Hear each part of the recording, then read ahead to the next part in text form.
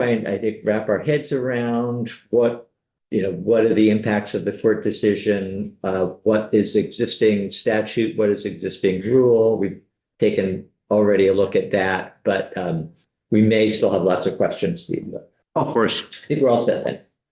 Great. Good morning. As you all know, Steve Collier from the Agency of Agriculture. Thank you so much for giving us the time to chat about this. As I think I mentioned last week, to us, this is a must-have bill this session. So we'll do whatever we can to help educate all of you to make the important decisions.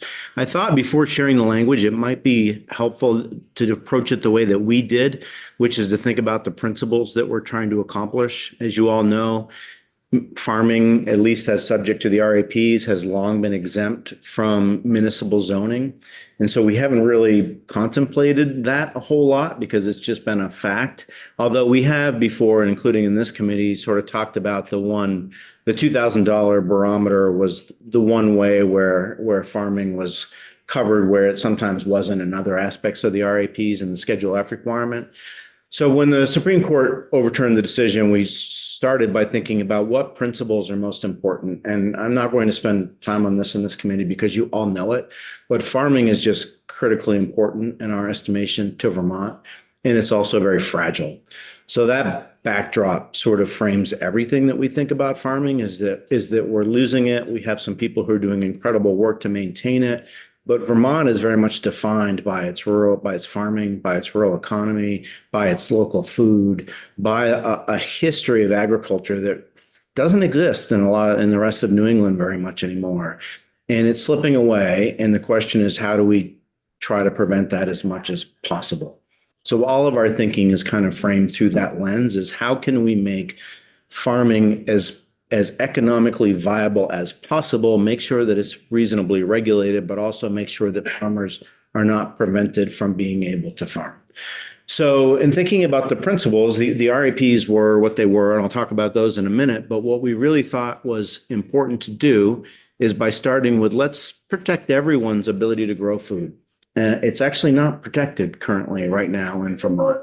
And that doesn't mean it's regulated. I'm not aware of any towns that are stopping people from having a garden or stopping people from growing food, but it's not technically protected right now unless you meet the farming definition under the RAPs. And that means you at least have 4 contiguous acres and you're growing food on that, or you have $2,000 in sales, or you have a Schedule F. So otherwise, it's not actually protected right now. And so when we approached this discussion, we thought, let's protect that. Why? No one objects to people growing food. It's not actually protected. That doesn't necessarily mean it needs to be regulated by us. We don't think we need to regulate every vegetable garden in the state, but let's make sure that people can do it. So that was kind of our first thought. And it's not controversial. Growing food, people support broadly, and it doesn't kind of create some of the neighbor disputes that other things do. So we thought, let's start there. Let's try to protect growing food. And sorry, when you say growing food, you're talking about crops rather than plants. Yeah. Plants, yes. Good question. Because growing food could also be, livestock could fit within that, but in our explanation, we're not intentionally not including livestock in that definition. However, there are a lot of people who want to be able to raise some animals and don't have much land. It's obviously a lot harder to raise cows or horses than it is chickens or, other types of poultry. And there are some disputes in Vermont about having poultry and where you can have poultry and whether you can have poultry. So our next level was, let's protect people to grow food, plants, but let's also let them have some poultry if they can do that. So the next kind of thinking was, and again, it doesn't necessarily mean it needs to be regulated by us, but let's protect that right. If someone has a backyard and they want to have 10 chickens so that they can have meat and eggs, let's give them that ability. Again, that's not protected right now. But roosters can be controversial for obvious reasons in densely populated areas. So our proposal was, let's protect having a small backyard poultry flock, but let's exclude roosters so that we don't, from that automatic protection. That doesn't mean people can't have roosters, but a town would have the authority, if someone was not technically farming, to ban roosters from downtown, wherever. So those are kind of our 2 fundamental principles. And that's not thinking about what the Agency of Agriculture regulates. That's thinking about every Vermont citizen's basic rights. And so whether you're regulated by us or whether you're not regulated by us, you could do those things. So that was kind of the building block. Then next, the natural question is, okay, well, what do we regulate? What does the Agency of Agriculture regulate? And so towns cannot regulate. And livestock tend to be where a lot of issues arise, and because they are bigger impacts. They have waste, they have nutrients, they need infrastructure. Livestock just require a lot more than plants do in terms of farming. Currently, under the RAPs, there is no minimum land requirement to have livestock. So that can get a little thorny if someone, and we've had this exact example, when somebody wants to have goats and they're milking goats in their basement on a tenth of an acre of land in downtown. There is nothing in the RAPs. If you have $2,000 worth of sales, then technically you are then covered by the RAPs, but it's not really a situation that the RAPs was designed to encapsulate. It doesn't fit. The RAPs envision some land in order for you to manage it. So that's kind of been an ongoing little bit of a challenge. Maybe this is discussion for another day, but your intro here makes me think, how do our RAPs work with landlord tenant and like HOAs, like as opposed to municipalities? Like at some point, do RAPs exempt a landlord or an HOA from saying you can't have 4 horses? And then they come back and say, wait, a tenant or someone who lives in a community saying, wait, that I'm farming, you can't. So good question. My opinion, I haven't thought a lot about this, but my opinion is that our regulations and the municipal regulations really have nothing to do with private property arrangements. So if a landlord wants to rent their property and they don't want to allow animals, I don't think that our rules have any say over that. Similarly, towns, our rules mean we regulate and towns cannot, but they don't govern private property. I did look at the bill quickly, 537, I think. Yeah. It's on your wall, and that's about shared living arrangements. I don't think this discussion has anything to do with that discussion, because again, that's not about state regulation or municipal regulation. That's about private property and who controls what on private property. I'm not saying it's not a valid discussion. I just don't think it bleeds into this one. Okay. Does that answer your question? So RAPs, they were about water originally, right? But really about sort of that nexus between farmer, AAM, and municipalities, how that worked. So there are about 2 things, right? As we looked at last week when I came in, since 1987 at least, it's been very clear, we thought, in state law that municipalities couldn't restrict accepted agricultural practices. So as that developed, that was excluding farming from zoning. So there was the AAPs, as they were originally called, also expanded to create more and more requirements, but there was a protection that the theory, which we're still trying to return to today, is if you're regulated by the agency, by the state of Vermont for agricultural uses, you can't be separately regulated by towns. So the AAPs evolved into the RAPs, and yes, farming has become more and more regulated, much more heavily regulated than it was when this construct was created in the 80s. But a key piece of that, just like with Act 250, farming is exempt. I think a key piece has also been that towns have not been empowered to separately regulate farming. So it's kind of two different things have been developing, and then the words got a little flummoxed, I think, and the Supreme Court didn't understand, which is fine. There is one thing I've heard a little bit about people. I'm just going to say this what's on my mind. I'm sorry to get off topic, but I've heard the Supreme Court did call the interpretation that the trial court found to be anomalous and said that this doesn't make sense because that wouldn't make sense. I don't think this committee needs to consider that in any way.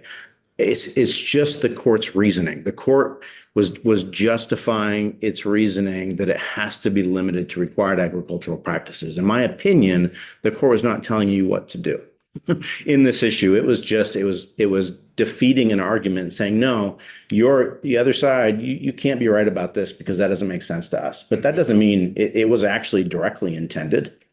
It was an intentional choice that was made. The Supreme Court didn't agree with it, but they're not telling you can't do it, in my opinion. They were just justifying their reasoning, which courts have to do. They have to explain why they're doing it. So they weren't telling you that you can't decide that 4 acres and 5 cows triggers the RAPs. They were just saying, in their opinion, this makes no sense. But they don't draft the laws. They interpret the law. So there's nothing that stops you all from doing what you want in that regard, in my opinion. I think. Representative Bartholomew. Just so I understand correctly, the $2,000 threshold is a gross income, not profit, right? Correct. You can spend $10,000 and only have 2,000 in income, and you're still farming.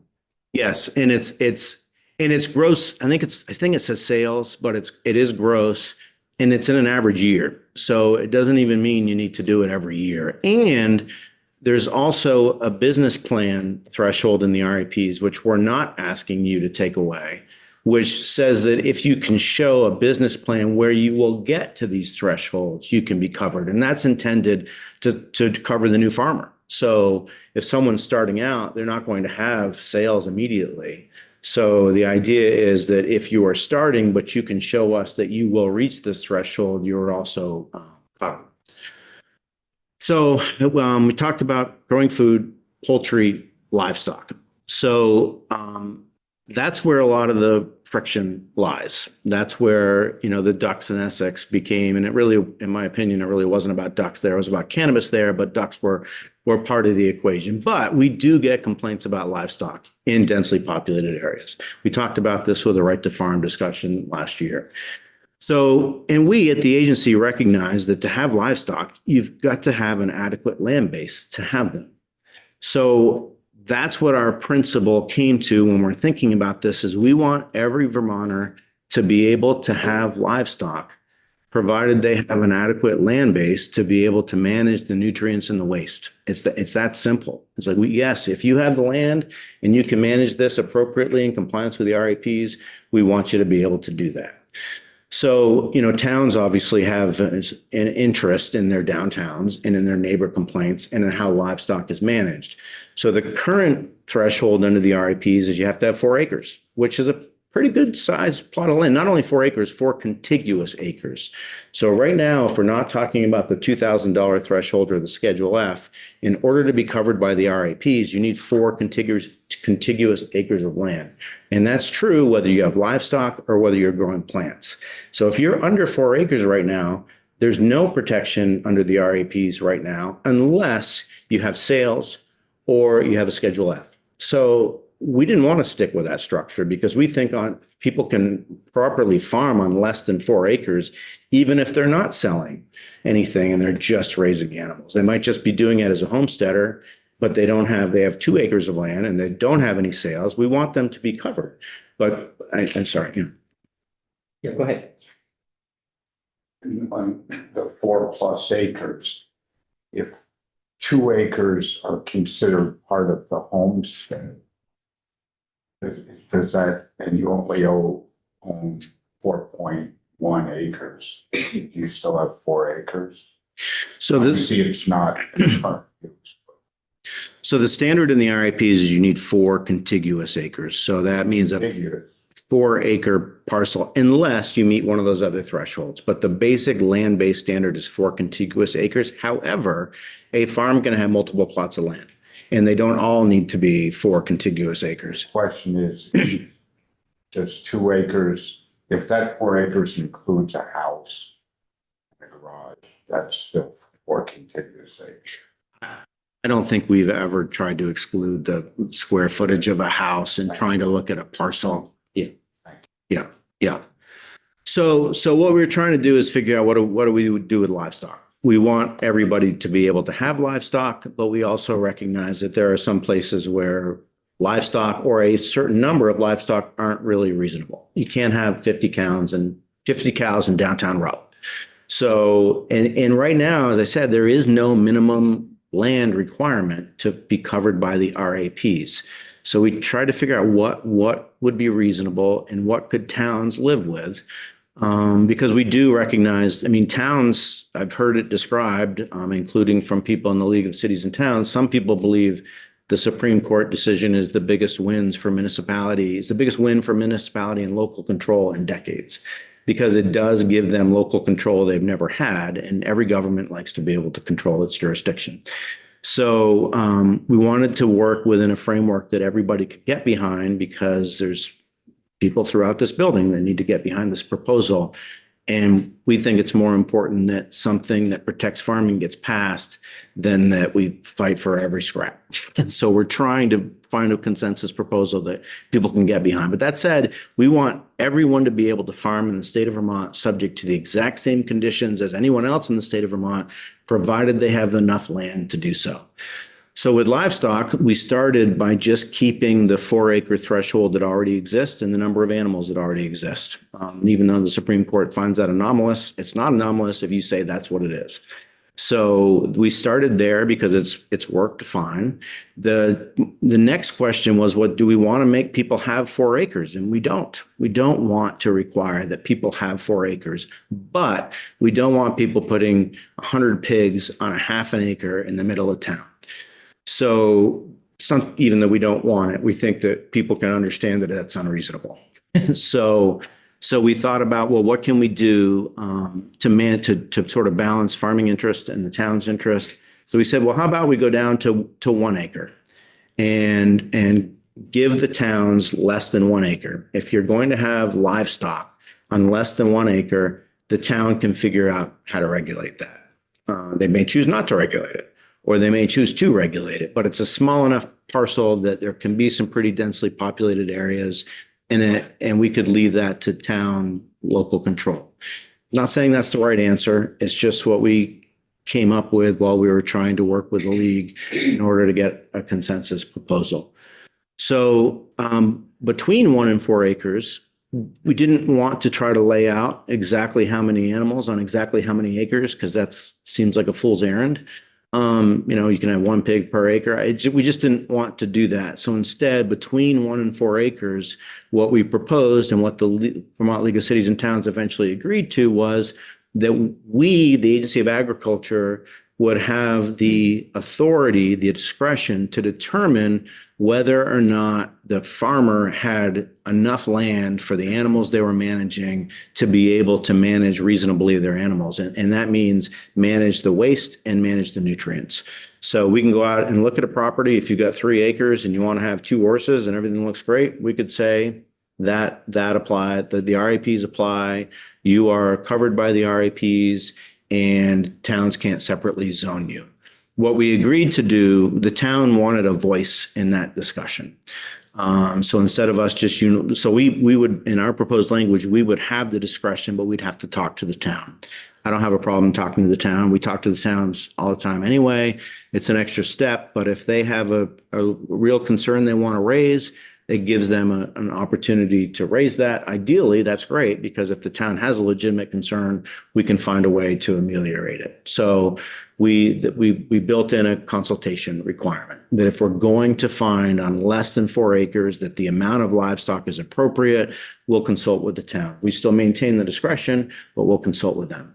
So that's kind of where we landed on the livestock. Is that you can have livestock if you have enough land to properly manage them, and unless there's less than 1 acre. And that's I don't know that that's the exactly right threshold, but it seemed like a reasonable one. And with subdivisions and parcel sizes, it seemed like 1 acre is probably where you're more likely to have some neighbor impacts than on bigger parcels. How do apiaries fit into this? It's farming. I mean, Right, and I could see you could have a whole nest of hives, make 2,000 easily on, half an acre if that was their base, say. Or I have a 100-acre orchard with bees in Cabot, but downtown Cabot, I rent, 2 acres and have hives there. Or a school like CVU has hives, does CVU become a farm? right. So great point. And that is the sort of final piece of our proposal is right now, as you know, you can file a Schedule F or you can get $2,000 in gross sales in an average year, and you qualify for the RAPs regardless of your land, how much land you have. And so that's been a friction point in some situations in some towns, including the 1/10 of an acre with the goats in the basement. But we did not want to, we thought about, and Representative Bartholomew, I think, raised this last time a little bit, was what about just getting rid of the income threshold altogether? And we thought about that, but there are a lot of people who farm very successfully on under 4 acres without livestock. And so, a lot of those ventures may be dependent on a farm stand or on an accessory on farm business. And the accessory on farm business protections only extend to farms if they're subject to the RAPs. You can make a lot of money with a successful mushroom farm, as an example, on a very small parcel of land. So you could easily meet, the $2,000 threshold. Produce can be grown very successfully sometimes on very small parcels, and you might have a, very successful accessory on farm business on your farm. And we didn't want to wipe away those. We want everyone who can farm to be able to do it.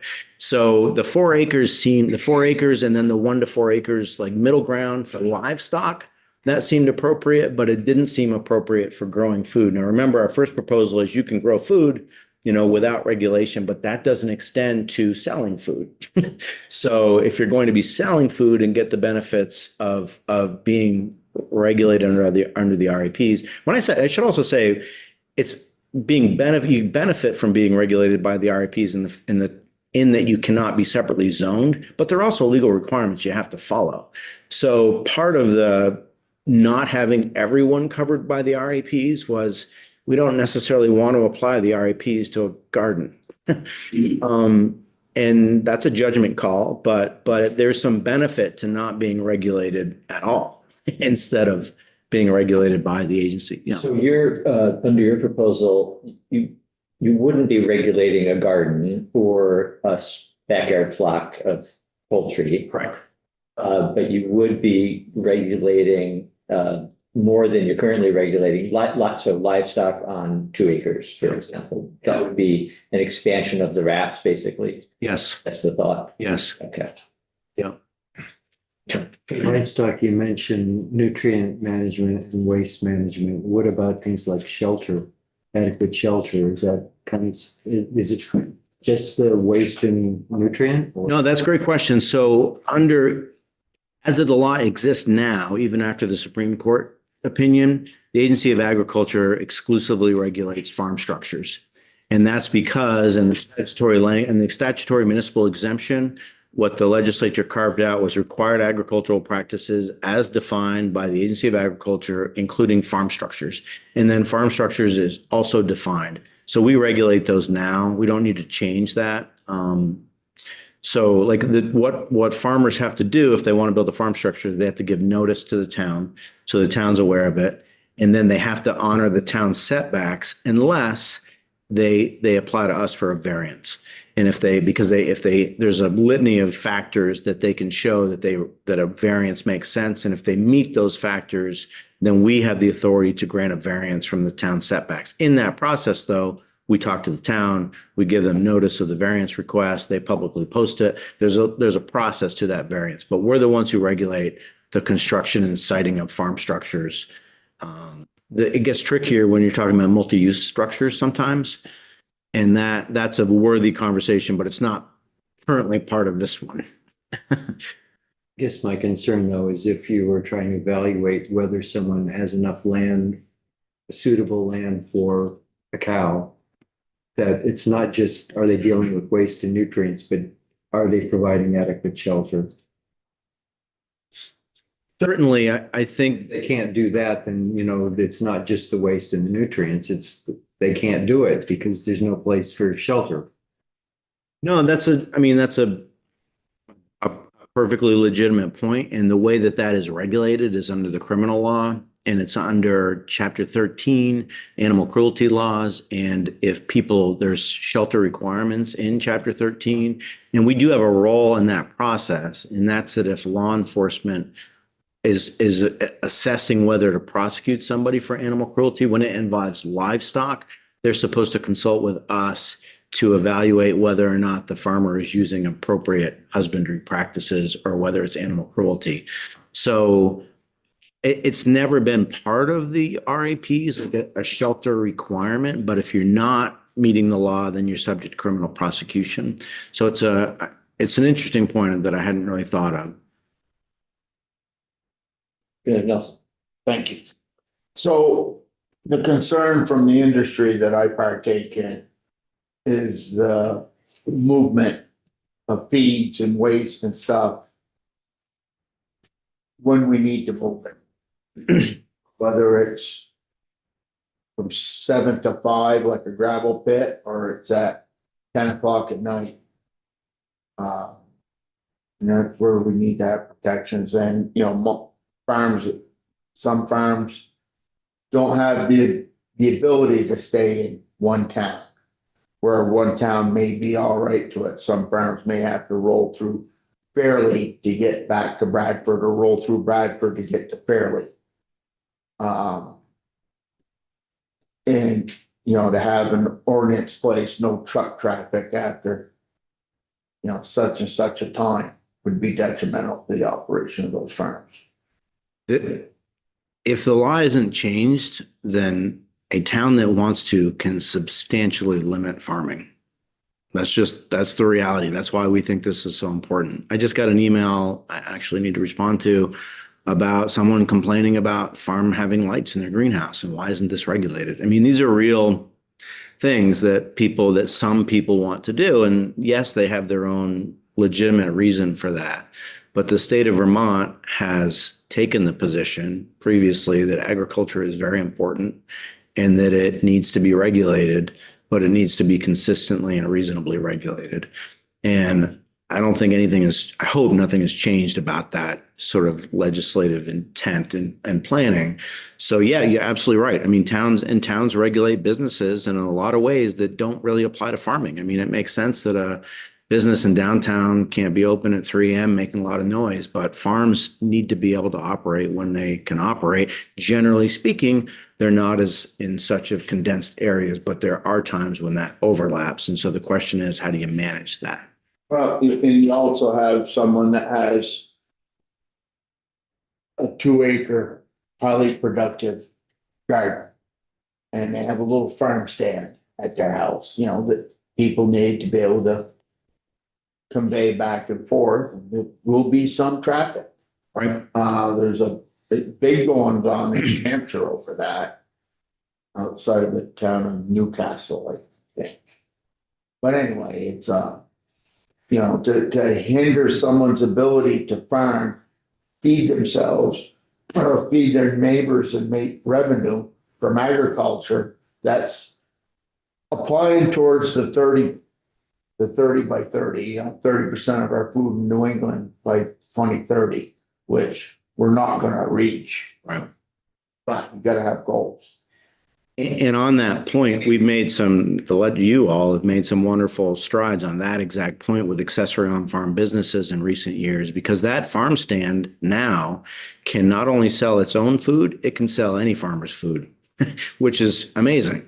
That didn't used to be the case because it wasn't farming. But now if you are farming subject to the RAPs on that 2-acre parcel, you can talk to all your neighboring farmers. You can get all their food if you have a great spot, and you can sell it from your farm stand, and you're an accessory on-farm business that's protected. Interestingly, though, towns do have the right in that case, if you're selling other people's food and you're more than just farming, they can regulate you through site plan review and performance standards. They can't stop you, but they could say you can't operate this at 3 a.m.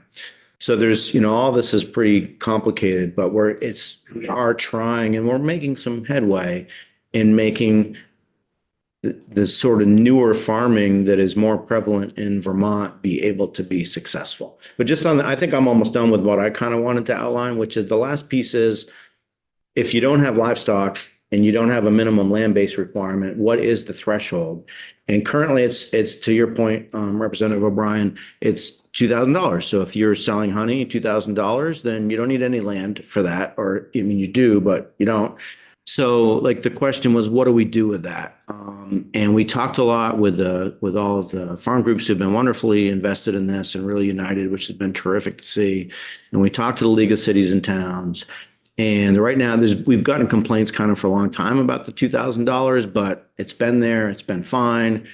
And we talked to the league and said, well, what about, because they didn't like where it was at $2,000. And so we built in these other things about protect growing food, protect poultry, make livestock reasonable. Like what's the one sort of loophole to that right now is the $2,000. And so we proposed $5,000. They countered with $10,000. We went back and said, that's really too much.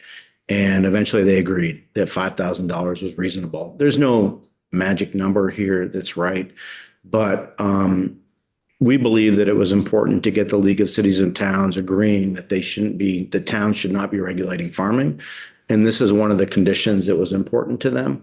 So we agreed that $5,000 was not an unreasonable amount. Now that only even is relevant if you are talking about less than 4 contiguous acres and you're not talking about livestock. So what we're talking about is less than 4 acres, you're farming, like how else can you qualify? And so what we propose is the $5,000 trigger. And I've looked and I have not, as far as I can tell, and maybe Mr. O'Grady may know better, but I don't think that there was a very threshold before adoption of the RAPs. I haven't found it in a quick look.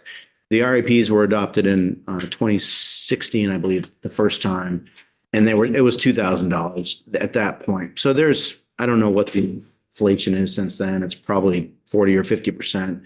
So there's just some natural adjustment if you're talking about consistency that is plausible at least. But it's not without, and again, there's the business plan piece of it. So even if you don't have $5,000, if you have a plan to be able to get to the $5,000 and you're not talking about livestock and you're talking about less than 4 acres, there still is a pathway there. But I understand why people are sensitive to having any requirement. When you say, and I know there are a couple hands out and recognize, but when you say we're not talking about livestock, Steve, do you mean we're not talking about livestock over a certain threshold of animals, or not talking about any livestock? Well, so you need, for the livestock in our proposal, you need enough acres to reasonably manage it. So that could be 4+ acres. And so then the $5,000 trigger doesn't matter.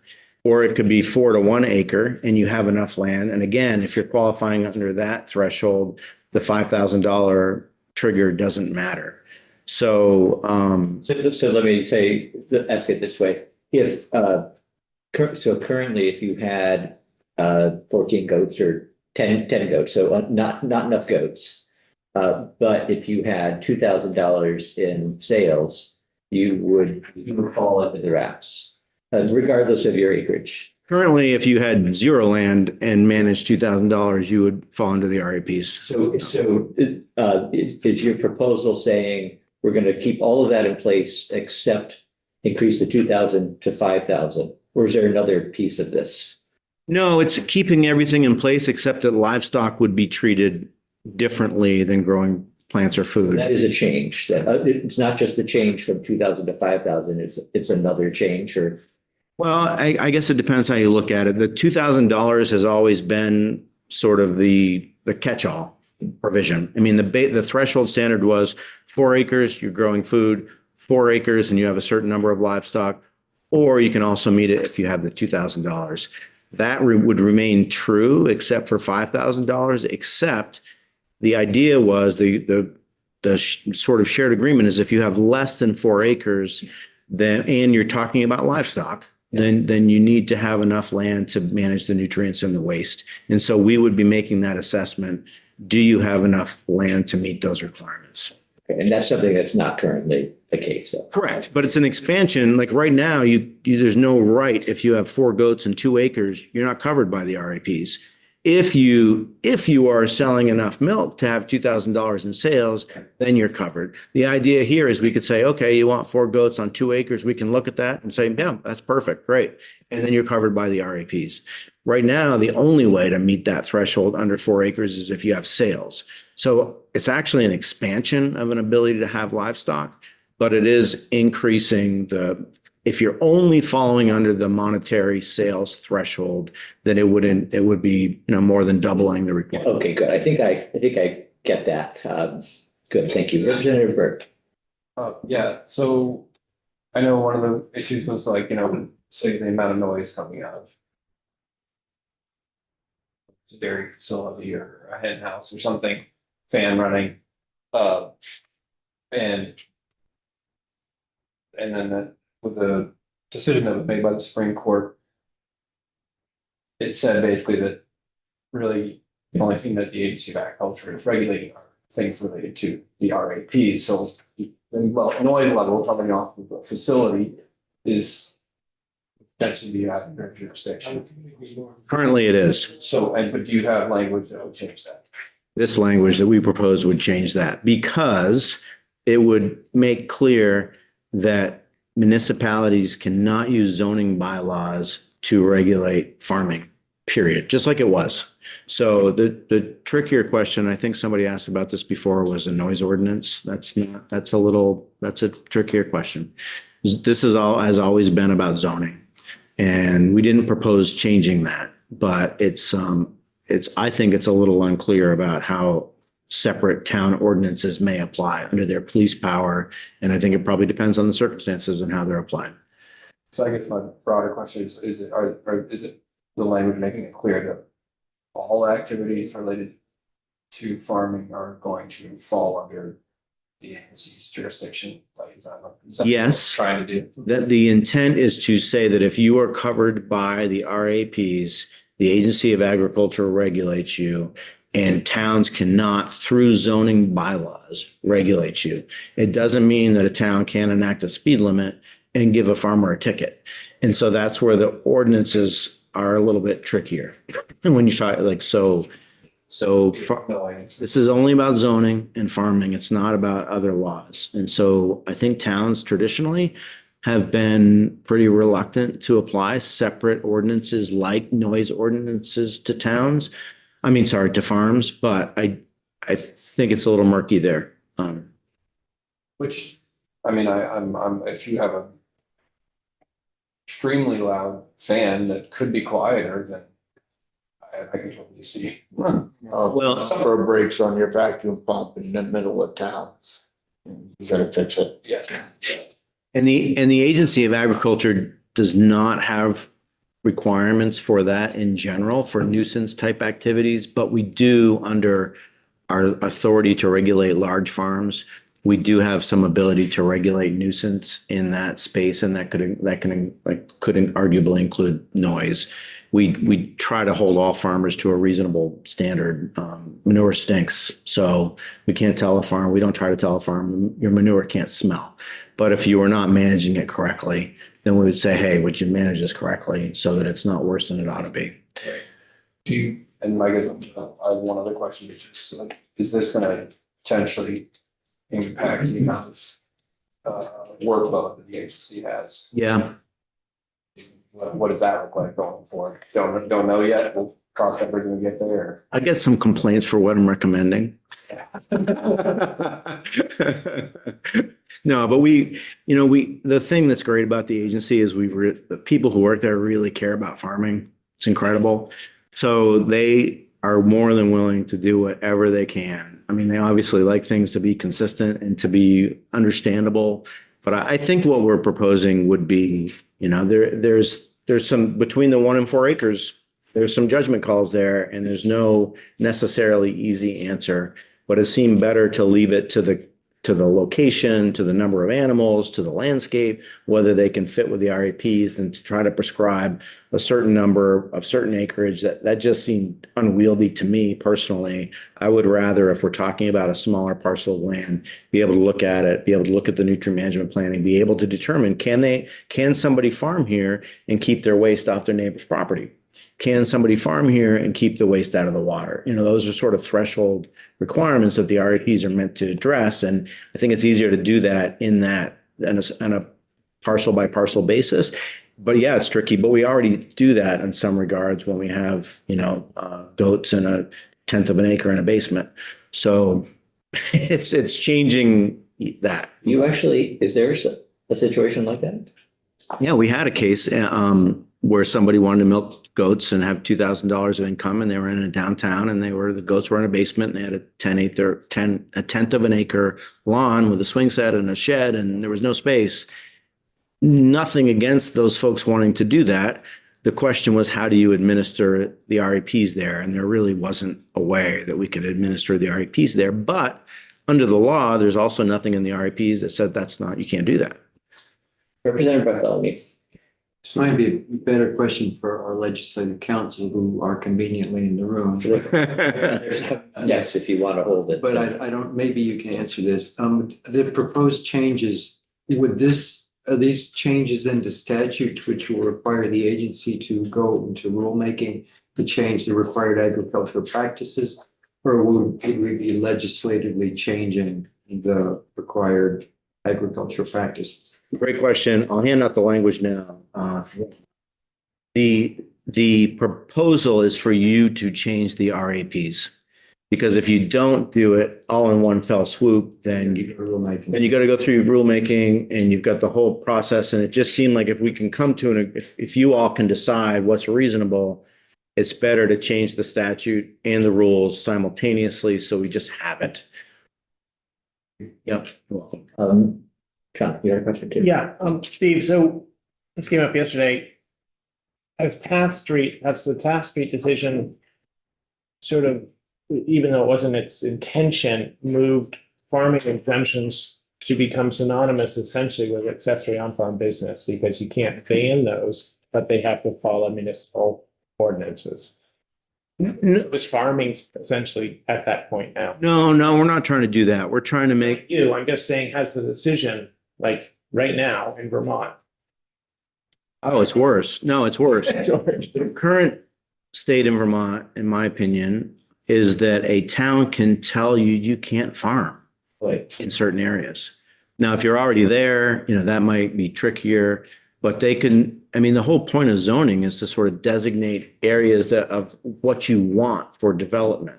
But there's a plan, and then there's bylaws that enforce that plan. And the law has been, a town can't say you can't farm here. Now, the law does not say that. So now, if a town wanted to say, you know what, this half a town, you can't farm, I think they can do it. Now, again, if there's existing farms there may be some rights they can't curtail. But that is my biggest concern about this, is farming is so valuable, and people being able to farm wherever it's possible is so valuable that we don't want to curtail anybody's ability to farm where they can. And oftentimes, farming can be most successful in more densely populated areas because there's people there to buy your products. I talked to a woman from Philadelphia a couple of years ago who she's a farmer. She started in her backyard in a row home. I used to live in Philadelphia, so I don't know if you've ever seen a row home in a city. Tiny. Backyard was probably, I don't know. She told me, I would guess it was 30 by 30. She started growing herbs in her backyard. And after several years, she had a co-op store that she owned herself in the city of Philadelphia, in the city of Philadelphia. And she had bought a lot of land outside of Philadelphia and a huge farm operation. It was inspiring. And she was young. And when our average age of our farmer in Vermont is about 58 now, and new people aren't starting because it's too hard, frankly. People don't want to work 7 days a week, a lot of people. So if you can get somebody, enable them to start that, because people who like farming are passionate about it. So they will do the work, but they need a path. So we don't want to say, you can farm on this land, you can't farm on that land. We want to say, if you have enough land, you can farm there, please do. But, we do recognize that you can't perform every type of agriculture in every plot of land. Yeah, this was from discussion. Were the goats in the basement, was it a walkout or a bulkhead, or they It's a walkout. out the kitchen door? It was a walkout, I think. It was a walkout. I didn't go personally, but my memory is a walkout. It's relevant because I had a constituent who had a tenant who had 15 chickens in the basement, and took him a year and a half to, and it cost him a lot of money to evict. And this is in Village of Stowe. So Different one. Chickens and goats are not, it was, very onerous. Yeah, thank you. Well, hey, it's no secret. Where's our development? Where are our downtowns? They're on our best soils because they work. You're not gonna put a development down on the clay in Addison County. It doesn't work. Your best development, just outside of Stowe, where are your best agricultural soils? Richardson Farm, absolutely, and Percy's. And in Derby Line, Irisburg, these communities are built on our best soils. And there's a, standing order to grow our communities. So the communities are gonna infiltrate our ag lands. So short of making all prime ag land off limits to everything besides growing food, which sometimes I think I could go for, we need to have the ability to grow food on these proper soils. So thank you for what you're doing. Oh, absolutely. I think I said this before, but it really it's been very fulfilling for us that both the league was so amenable to talking with us and that all of the farm organizations that we always try to work closely with were so invested in this too. I think farming doesn't have an active enough voice in the State House, and it's great to see people coming together and building consensus because we're a dwindling industry in many ways, and that doesn't bode well. All right, so just another question, and then why don't we have you say whatever you want to say about the language? So in terms of the language, it basically just says what I point out for principles. I don't feel like I need to, I'm happy to walk through, but I know you have the council here. And if you have any questions, I'd be happy, but I'm happy to come back anytime as well. Representative O'Brien? Just thinking from the opposite point, can a town zone some of its town as only agricultural? Theoretically, but then you wouldn't have very many residents. Oh, I mean, say Derby wanted to say like Derby is right now, and they say what's being farmed is going to stay farming.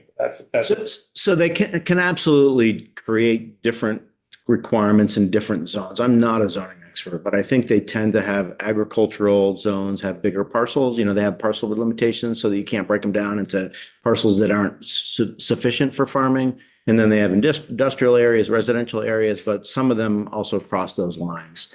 So I think it'd be very hard to say you can only have ag, but you can definitely create an agricultural zone that precludes other types of development that would ruin the agricultural zone. They probably call them ag and forestry normally, but there are other people in this room. Rural residential.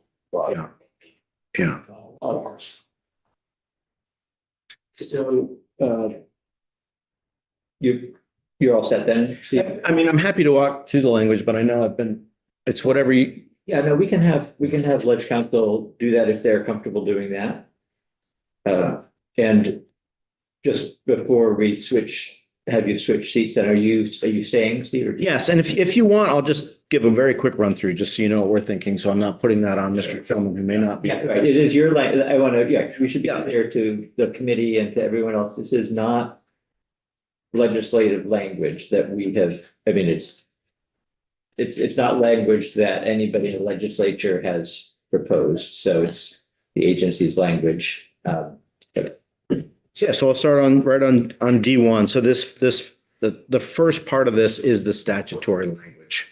And you'll see that currently is, a bylaw under this chapter shall not regulate.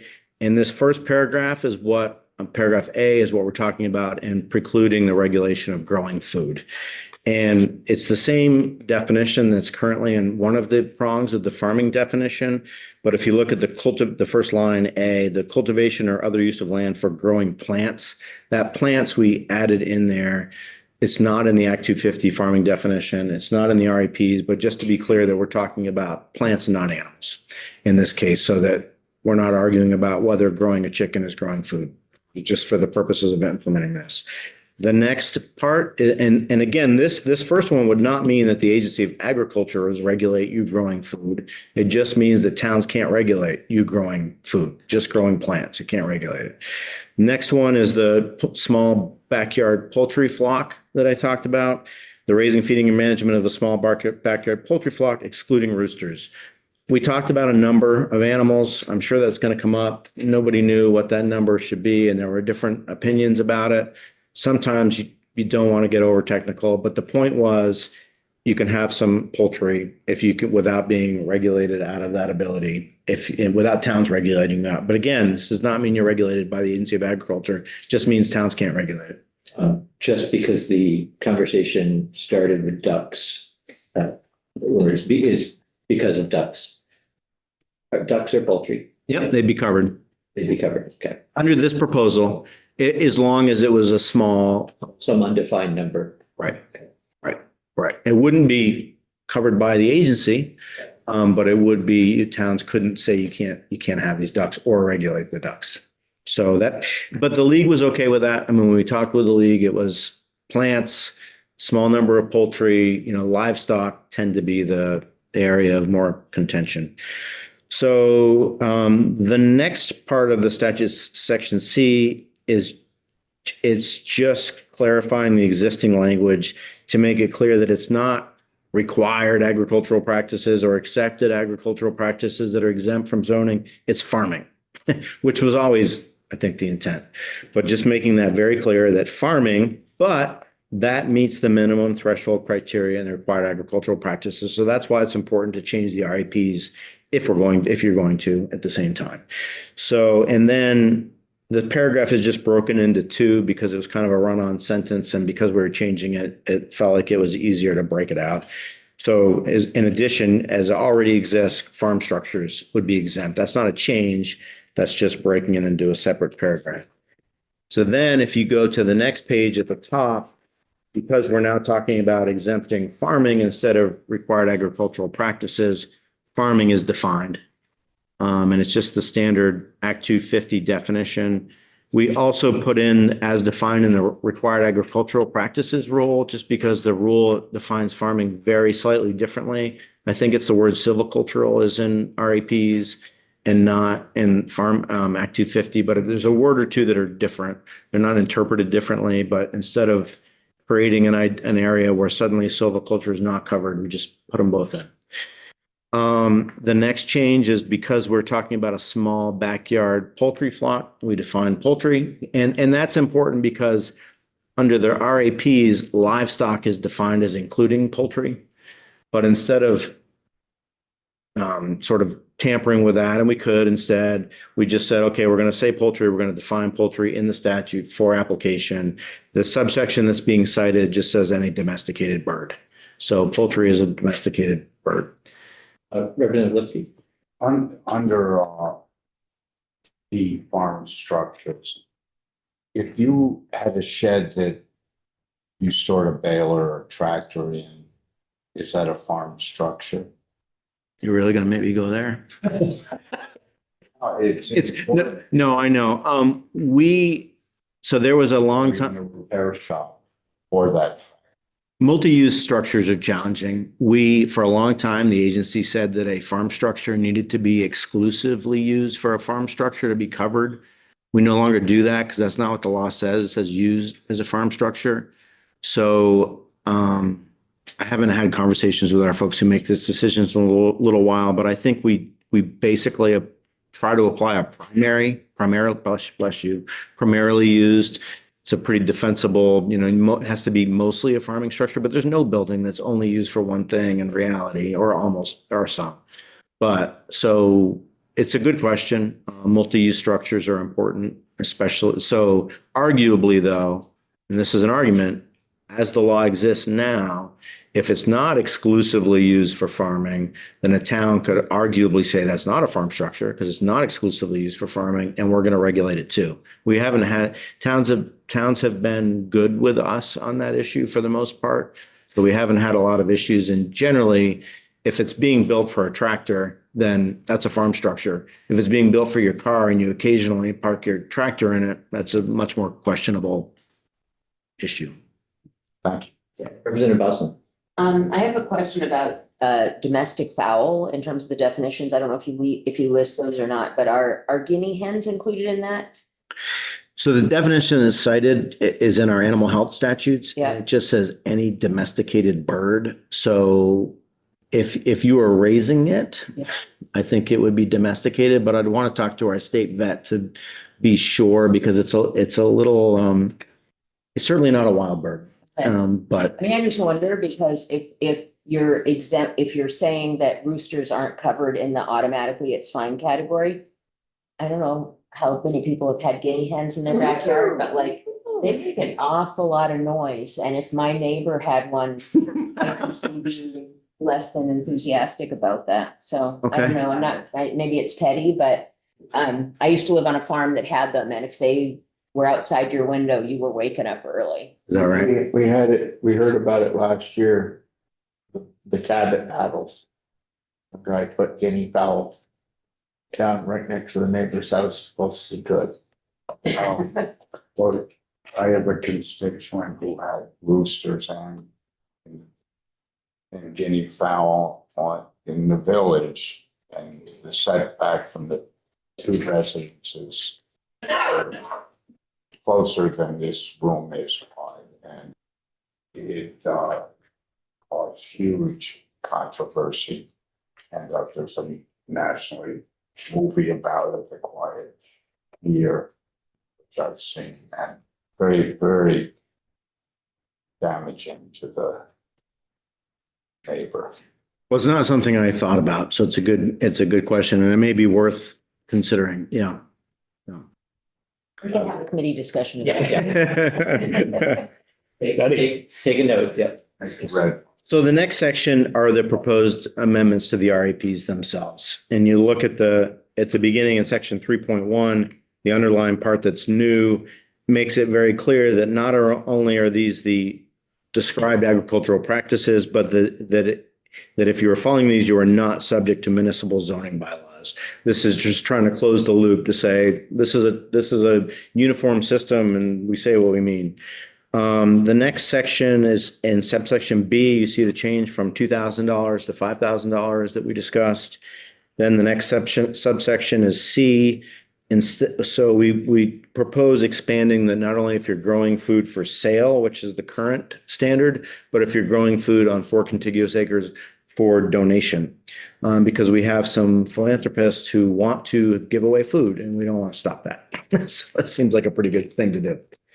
Brian? Steve, with the expansion you talked about for this, are you gonna have, somebody with essentially meeting the minimums on the 1 to 4 acres? Is the agency really gonna require a nutrient management plan of those people? Well, You're saying you have to follow the RFPs then? yeah, I don't know what the NMP requirements would be. It's in the RAPs for that small of a farm, but what we would assess, do they have the land base to properly manage the nutrients and the waste? So I don't think there would be a nutrient management plan required, but you still have to stop. You can't have discharges. So you've got to have the land base to, if you're storing your manure, because you're on a 1/4 acre, well, it wouldn't apply. Say you're on one plus acre and you've got a huge, manure pit right next to your neighbor's property. Well, that's not going to work. So you have to figure out, can you meet the setbacks? Can you manage it in accordance with the RAPs? So that would be the kind of assessment on the ground for the 1 to 4 acre parcels. Was there? Sorry. So the next, you see the animal numbers don't stay the same. That's all for 4 acres. Subsection E is where we change to incorporate that 1 to 4 acre threshold, which would give us the discretion to determine, and there's the language, after consultation with the appropriate municipal authority, if the land base is adequate to properly manage the number and type of livestock while evaluating whether compliance with the required agricultural practices is reasonable or impractical. So that's the 1 to 4 acre threshold. The next one really has nothing to do with zoning. The next section, right now, we can choose on an individual farm to apply the RAPs if we think there's an adverse water quality effect. This is not stopping a town. This next subsection is not to stop a town from zoning. It's to enable us to step in if a town does not have zoning and there's a significant adverse water quality effect. So this is to address a situation where you're either on under 1 acre and you have livestock, or you're on between 1 and 4 acres and you have livestock and you're not subject to the RAPs, but you're also not subject to any town zoning, and we think there's a problem. So this would give us the discretion to say, you know what, you're not subject to any of these things, but you need to be subject to the RAPs because you're polluting the water. So it's just a water quality protection practice that's already there, but it's tweaked because of the change for the 1 to 4 acres. And then again, in 3.2, you see, again, we just repeat that if these are the agricultural practices that you are performing and you meet the minimum threshold criteria that we talk about, then you're governed by this rule, which it already said, and also you are not subject to municipal zoning bylaws. That's to just try to erase any confusion if this should happen to go to a court again. And that's it. Go ahead, Ricky. There's a schedule, 1040F that's crossed out. Is that? Yeah, sorry, that I did chat about that before, but I didn't see that yet. That is the other. So in addition to the $2,000 requirement, this would be changing Schedule F requirement, which right now you can file a Schedule F with this won't change Schedule F. It's just that if you have any farm income, you can file a Schedule F when you're filing your taxes. And that was just one of the ways that could trigger the RAPs. But as I understand it, if you have $50 in farm sales and you want to deduct your cost from that, and when you file your taxes, you can do that. This wouldn't change that. It's just saying that filing a Schedule F does not qualify you on its own. You would have to have 4 acres, or you'd have to be livestock on 1 to 4 acres to qualify, or you would have to have $5,000. And this was because the league was uncomfortable with our $2,000 requirement. So Schedule F is actually even lower than the $2,000 requirement. So it's just, I'm not saying it's the right answer, but it's what It changed. it has changed. Yes, absolutely. Correct. Sorry. Thank you for pointing that out. Yep. Page 4. Yeah, page. Top, Near the top. it's F. It's top. It's the first. Yeah. Sorry about that. Thank you. As far as the rule goes, and some of us are not experts on rules and how this all works. Does the agency, and maybe this is I'll ask you, but I'll ask our village council too. Does the agency need legislative approval to make the changes that you've outlined here to the rule? So starting at the top of, or starting on page 2 and halfway down where it's RFP rules. Could the agency just start a rulemaking process right now without being told to or getting permission from the legislature? We could, but we wouldn't be precluding municipal zoning by doing that. Yeah, that's a general question. We could, as long as we're within the scope of our rulemaking authority, as long as we're not exceeding, what we're empowered to do. So yes, we could change these. We'd have to go, to ICAR and have the other agencies weigh in. Then we'd have to have the public input. We'd have to assess what everybody thinks about what should be the standards. So yes, we could, but it would all sort of be for naught unless we knew that it was also, the reason to do this is to restore the municipal zoning exemption, not because we think these thresholds as they aren't workable, but in order to get the law changed, we'd like to have a consensus of people who are willing to do that. Yeah. Okay. All right. Not seeing any other hands. This has been very helpful. Thank you for not just walking through, but I think the explanation is very, very thorough. So, Thank you. Thank you all. yeah. So Bradley, do you want to join us? And Mike, if you want to, we have 2 chairs available up here. Or I can go alone, but I mean, I don't want to preclude the committee to get your expertise. But I'm happy to sit up here. Good afternoon. Sean. Good morning, Phil. Good morning. Good morning. Good grief. Good morning, Bradley Shulman, Office of Legislative Counsel. And I think that I may have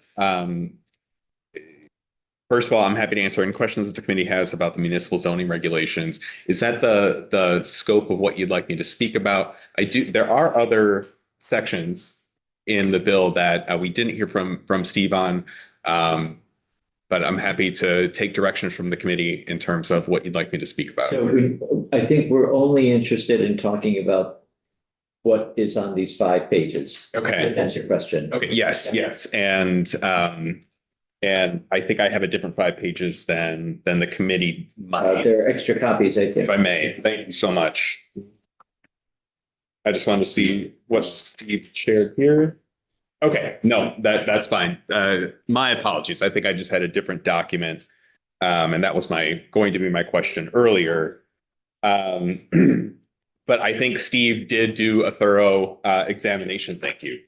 Did do a thorough examination of the municipal bylaws and regulations piece. I think the only thing that I wanted to, in addition to Steve's commentary, point out is that this does in many ways, as the committee heard, broaden the scope of what the agency could regulate as farming versus what a municipality could regulate as farming than we were used to prior to Taft. And so the agency made a number of changes to the rules, both in terms of the statute, but also in terms of the rule itself, that would exempt certain agriculture activity from municipal regulation to allow individuals to have backyard chickens when in the situation prior to Taft Street, a municipality may have been able to say no chickens at all.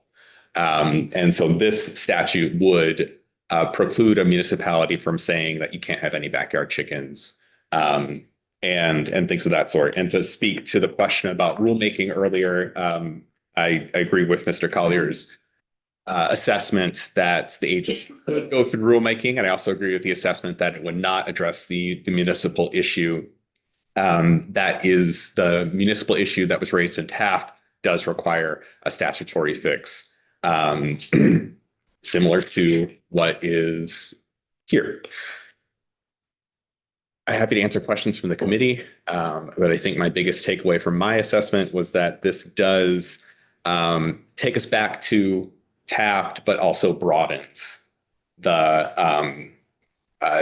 scope of what is agriculture and narrows the scope of what a municipal government could regulate prior to Taft.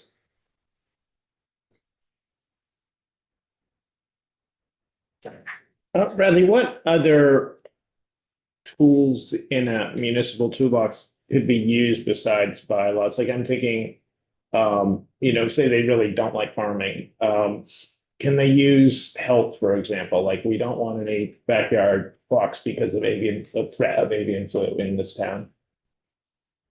Can neighbors use takings, for example, like that's emotionally there? Right. So Any hens disturbed.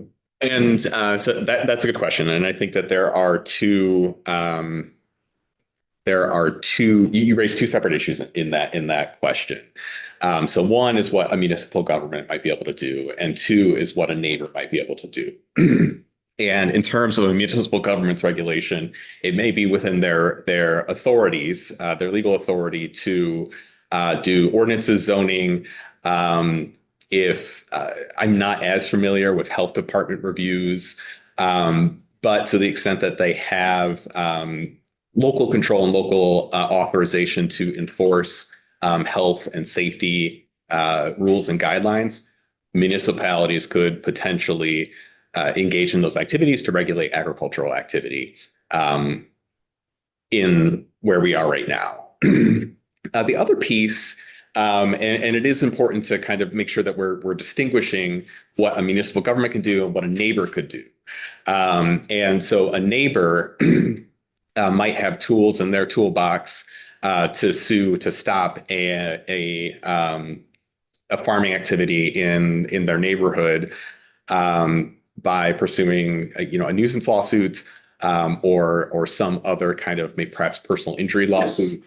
Or some other legal action that any 2 individuals might have against each other so if we're just thinking neighbor on neighbor, outside of the farming context, neighbors might be upset at each other from a vicious dog. They might be upset at each other for noise. They might be upset at each other for other kinds of harassment, calling each other names or things of that sort. And they might be able to engage in the civil process in that way. That is still permitted, with the exceptions of with respect to farming and agriculture, there is the right to farm. And so farming and agriculture gets a presumption of that their activities are not a nuisance, so long as they're following required agricultural practices and are properly registered with the agency. But Taft Street started as a neighbor versus neighbor thing, right? And then ends up changing. Taft Street, the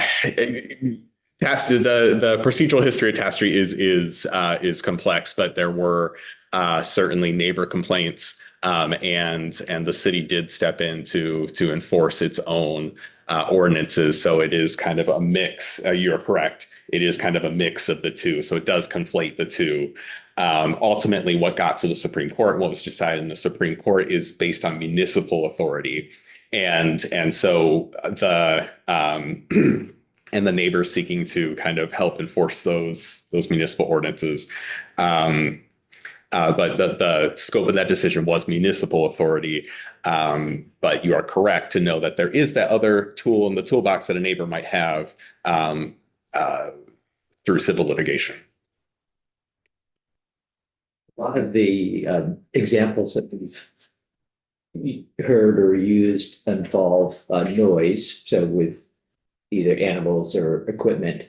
And I've also heard possibly that noise might be an ordinance rather than a bylaw, and that in fact, maybe there's nothing that's happened here that makes any change to the noise. So I could use some clarification on that. And I guess maybe starting with does noise always fall under ordinances rather than bylaws, and does that matter? That I'm not familiar enough with local governance to answer that question right now. I am happy to call on Mike, who is sitting here, to help assist with that question. I'm also happy to research that question and get back to the committee. If Mike is here and wants to answer it, that seems like a good approach. Sure, this is Michael Gray with Dutch Council. The noise authority for municipal regulation is under 2291, but there is a section under zoning bylaws 44, either 4412 or 4413, that allows municipalities under zoning bylaws to regulate certain uses for noise. So there is a little overlapping authority in zoning bylaws for noise. Does that answer your question? So it does. I mean, the noise examples are useful, good examples here. It does matter. Yeah, I think it's 4412. Let me look it up. That's the section that says you can't regulate away something, like a state building or a church or something that for some reason the municipality might not want in their town. But you can regulate it for the traditional things you zoning is used for. And in that section, they say noise. Just a follow up on this. So as it stands now, say at the Nelson Farm, Derby could have an ordinance with noise so that a milk truck couldn't pick up milk at 3 a.m. But if a log truck comes to pick up wood, they're exempt, right? So that's a forestry operation. Forestry operations would be exempt, and that exemption is still in place. And so municipal bylaws could potentially not or could not regulate that activity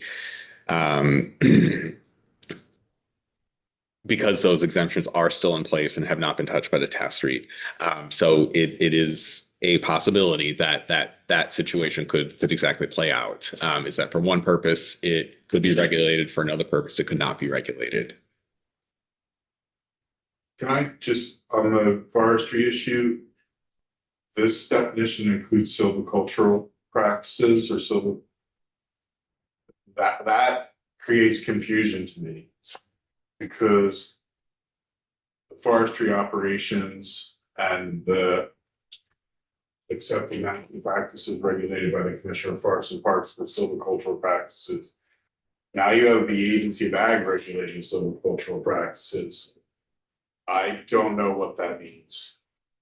So that's a change, because the existing statute has. It says the cultivation and other use of land for growing plants, including for food, fiber, Christmas trees, maple sap, for horticultural, silvicultural, and orchard crops. What's a silvicultural crop? So I can, if you want, I can. Timber. Right, but that's regulated under forestry operations and accepted agriculture forestry practice. So, so the question is, in the proposed language here, this is at the very beginning of the language that we have in front of us, part A. And yes, Steve, do you want to give us?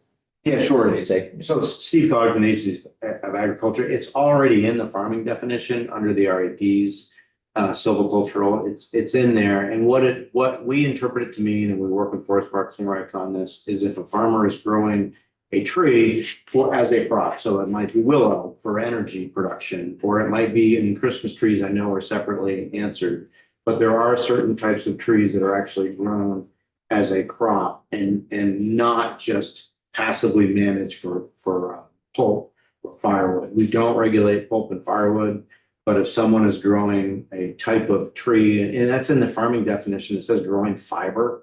So it's already, fiber includes trees. So it can get a little bit tricky sometimes, but it is currently in the RAPs. It doesn't say silvicultural, it says horticultural, viticultural, and orchard crops. But it's in the farming definition. It's in one of them, or it's, I don't. It's in, Where does sap? We're gonna, while you were looking that up, we're take an internal question here. Let's for them. All right, let's wait for there. I'm just wondering where maple production falls in terms of whether it falls under silviculture or not. So maple sap is specifically called out, and it's. Yes. I would recommend that it continue to be specifically called out because there's been disagreement between the agency and the Department of Forests and Parks about who actually regulates that. And I think it's good to have it there. agreed. Yeah, good. If you're happy, I'm happy. So, let's just refocus here and, I guess direct our questions to the witness at the table. Yeah. If we have questions or comment. So, Counselor, noise ordinances or zoning of noise. But if the right to farm bill, these changes and the right to farm bill, if it's part of the accepted agricultural practice, we have protections for that? Or did TAP remove those protections without fixing it, or with fixing it, are we still protected under the right to farm bill? That's a good question. The Taft Street decision did not affect the right to farm bill, or did not touch on the right to farm bill. And so the right to farm bill offers a number of nuisance protections and assumption that farming activity is not a nuisance. And so broadening the definition of what we define as agriculture activity, and farms that are registered with the agency. So broadening what we will put into that net will also give them the protections in the right to farm bill. Okay. Representative Lipsky. Yeah, clarification on Representative Nelson's concerning point, concern of all. I'll give you an example. When a municipality posts roads because it's mud season, a milk truck is exempt from In the grain truck. in a grain truck. A crop harvested at a given time, whether it's 3 a.m, is a perishable necessary ingredient to have a productive farm. So I think it's important that we protect. There's a major T-storm front coming in. They can't be in the field if they get an inch or 2 of rain. I need to move that out during the night. That's appropriate. It needs to be exempt. Just to let you know, Rep. Lipsky, we think that's a nuisance too, but we have to do it. It's a necessary. Representative Burt, please. So probably, I'm wondering if when it talks about the harvesting of crops being under the RAPs, I believe. Where is that? It's exactly what it says.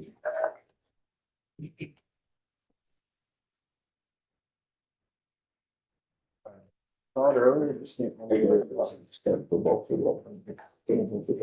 In part B and 3.2, the preparation, tilling, fertilization, planting, irrigation, harvesting of crops. Would that include, trucking those on the road? Does that include the entire process involved? I mean, I guess getting the plant off the field and into a storage place, Or out isn't that of the tree and harvest the harvesting? sugar house. Same thing. So I am unfortunately not familiar with the scope of the definition of harvesting in the required agricultural practices. I would be happy to defer that question to Mr. Collier here, if the committee would like. That's fine, yeah. Since you have it in your resource. So the question, Representative Burke, you free to repeat your question. You may repeat your question. Yeah, just wondering what the definition of harvesting is in 3.2 D. Harvesting of crops, if that encapsulates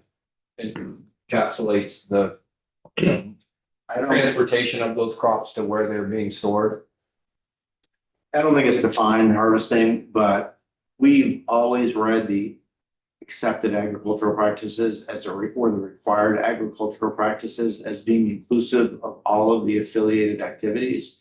And I think that's true under Act 250 as well.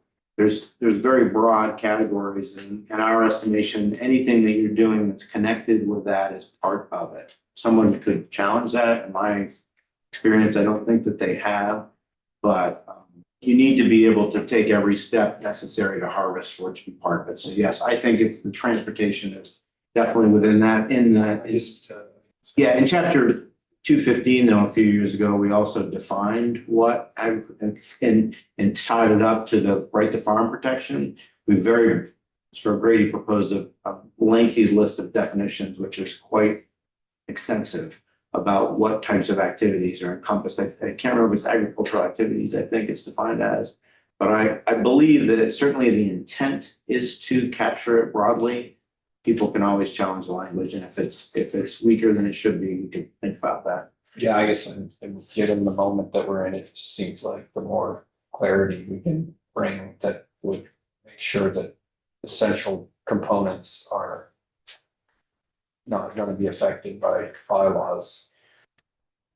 Agreed, it's important to understand that if it's happening on a farm and it's covered by the RAP, if it's anything related to farming, towns should be zoning it. And at least the league, I think, is under that same shared opinion, but yes, you're right, people can challenge the laws as they're written, so. And if I may, and just to your point, Representative Burt, and in terms of trying to suss out what is subject to municipal regulation, what is not subject to municipal regulation, you're correct that, as much detail and definition as we can get to remove that ambiguity is certainly a good thing. I think what the agency's proposal here does try to amend statutory language to say that anything subject to the required agricultural practices would be essentially exempt from municipal regulation. And to know if something is subject to required agricultural practices, we're looking more so at section 3.1 and whether you meet those threshold requirements.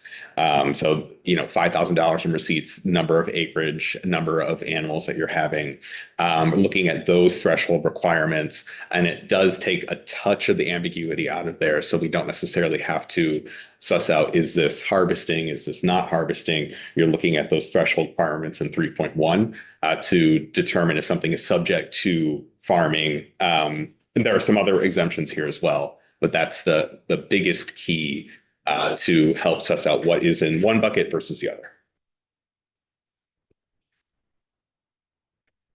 Well, just connected, I just wondered if the post Taft Street decision landscape that municipal bylaw authority is on this litigious collision course with right to farm, and that a farmer potentially could push back on a municipal bylaw, say noise or ordinance, and say, this is a nuisance lawsuit because I've been farming this way, for so long. And this threatens the practices we've been doing for the last 100 years. Which could a farmer have that kind of suit against a municipality and say that this affects my right to farm? It's interesting. So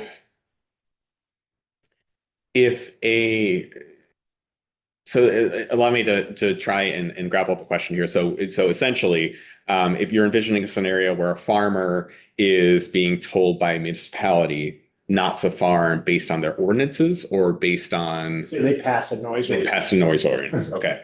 And so a municipality is telling a farmer, you can't make noise at 3 a.m. or something of the sort. And a farmer is saying, you're interfering with my right to farm. So there's two potential solutions for that farmer. So the status quo as we have it right now is that a municipality could potentially pass such an ordinance, and a farmer might get cited and could go through an appeals process to say that this ordinance as applied, violates, their right to farm. This ordinance as applied violates, their constitutional right to use their property, or any kind of defense that anyone might use to say that an ordinance as applied to them is wrong, right? And so those same civil options are still available to people. It is litigious, and it would require some legal actions. The farmer could also seek an exemption from the ordinance, a variance, and the farmer could also ask to be grandfathered in and say, I've been doing this for so long, and now all of a sudden I'm subject to this. Has to be grandfathered in through a different kind of variance procedure and go through the appeals process themselves. But you're right. I think that involves an amount of litigation. It involves a conflict between the town and the farmer, and that would likely, if both sides are not willing to settle or come to an agreement or some kind of mediation or something of the sort, could wind up in litigation. I think the second thing that could happen is that, not necessarily saying this is the language, right, but to amend the statute to prohibit a municipality from doing that in the first place.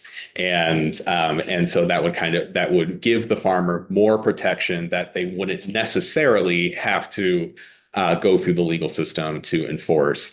That said, even if we do pass, or even if the legislature does pass a law that will attempt to undo Taft Street, that doesn't necessarily stop parties from doing things that we don't want them to do or don't intend them to do. So a municipality could still try anyway and interpret the language in their favor, regardless of what the legislature intends. It's interesting, given, like in the Vorsterveld decision, it's like potentially here's a farmer who's not following the letter of the law, whether it's A&R or AFM law, whereas a farmer, say, who has been following the RAPs all of a sudden because of this now is in violation. Because there's a bylaw, a municipal bylaw. Okay, okay, and Interesting, because the farmer's still following all the state rules and Yes. statutory Right. requirements. Right. Yet now they've run afoul of. yeah, and without, right, and that's correct. And without a statutory change, you know, the status quo would subject that farmer who has been following the rules to potential municipal regulation. And that is correct. And someone could be flouting the regulations for many, many years. And you know, and that seems unfair. We're, okay, got an eye on the clock here. We're gonna stop sharply at 12. And I want to be sure that Ledge Council has a chance to say everything they want to say. Representative Burks. I got one last question. No, go ahead. Just do towns or municipalities right now have the ability to regulate, you know, the time that trucks are on the road? I guess I'm not familiar with that. If you know, on class 3, class 4 roads, is that something they have the authority to do? I know they can't tell you when, you know, when a truck's gonna be on Route 2, obviously. They can go up and down any hour, so I'm just curious if that's even a problem. But were you referring to the weight when you were a moment ago were talking about that armed vehicles can? Well, yes, because it specifically posts the Yeah. weight limit. On a bridge. Number of. Or on a road. On a road, on Yeah. a posted road for. I'd see. No, So it wasn't the time of day, it was Yeah. exceeding the weight limit. Time of And, year. and most road commissioners will say, you can truck at 3 a.m. because it's frozen. As soon as the sun hits that road, it's going to turn to soup. So you'll see log truckers moving all night during those posted roads. Yeah. With verbal exemption, use common sense. They don't want to break it. Does that answer your question? I guess I'm just curious if it's even on that, they bring up the example, but I don't know if it's something that municipalities do regulate or can't regulate the time the trucks are on the road. And it is something that municipalities can regulate, but I think Representative Lipsky does make a good point, which is, you know, for certain activities, you're exempt from those kinds of regulations. And I'm not familiar with the extent of the regulation or the, you know, the potential conflicts with municipalities in terms of trying to enforce things of that sort, or if they've tried to do that. It's within the realm of possibility. I don't think municipalities should regulate the road per se, but they can regulate a business in town. So perhaps if my farm is in the town of Derby and we're trucking through Newport can't tell us you can't truck through Newport. They can tell us we can't use Pleasant Street Extension, which they have, but we can use the truck route and go through Newport. But the town of Derby could say, you cannot operate your feed harvesting between the hours of 8 o'clock at night till 6 in the morning. You know, like they kind of gravel pit. You know, you can only operate your gravel pit between these hours. Can't stop trucks from traveling over, you know, Commerce, but you can close the gravel pit during those hours. If I may, my hunch is that Attorney O'Grady might have some good history here. If you'd like to. Municipalities do have the authority to regulate the use of vehicles, motor vehicles. But there's also the implements of husbandry law, which allows the operation of farm trucks and farm equipment on roads, including a certain distance from the farm for delivery. So there, and towns do have the ability to regulate types of vehicles on roads, as Brett Nelson already referenced. But that gets a little hinky, and I want to talk to Damien about what level of regulation they can impose on a farm truck that's away from the farm not delivering, and therefore not under the implements of husbandry law. Does any of what we've just been talking about, the detail of this need to be clarified in order to understand what our decisions might mean, or it's all going to be wrapped up in? I think you have some work to do in this language, Okay. say, Steve. For example, what is a plant? Does it include cannabis?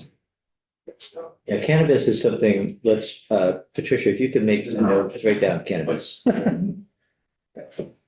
Okay, yeah, and there may be other things that we want to pick apart. I just wanted to ask generally, we've heard some concern about opening up the wraps. And what the implications of that might be broader implications than anything to do with this bill. And maybe you could just, let our village council could just say, what, as you understand that concern, what does it mean? And is it about changing the rules or changing statute, or both? So you mean opening up the wraps to, The Title 10 part. okay, opening up the wraps to rulemaking, or opening up the wraps to input from the public? Is that that is the first, opening up the wraps as a concern in and of itself is the first time I'm hearing it referred to in that way. What I could opine on is that having the wraps go through rulemaking through the Administrative Procedure Act would require notice and comment and public input. And the extent of that public input would likely be fairly high, given the things that the required agricultural practices do touch, and how farmers interact with those water rules. And so I think changing the wraps via a rulemaking process would result in a much longer process with a lot more public input and a lot more public input and a lot more things to grapple with. I think what the agency is asking the legislature to do here is just to amend the wraps without having to go through that process, without having to open it up to public notice and comment. And there are pros and cons to that. Changing it by legislation is arguably a faster and simpler solution to changing what we mean for farming. As Mr. Collier pointed out before, changing the wraps doesn't fix Taft. We need a statutory fix. In addition, we need a statutory fix to change Taft. So changing the wraps rule through legislation, limits public comment, limits public input. And there's pros and cons to that. The biggest con meaning that you're not hearing from the public on the wraps rules. It would open up the entire rule for public comment, but we're not hearing that feedback from individuals the way that you would if you went through notice of comment. All right, I'm going to stop there. I need to be somewhere else, and maybe other folks do. I'll be back at 1. And just a reminder, we have a bill on the floor today at 3, the S60, and we need to talk about that before 3 o'clock. So we'll be back here at 1.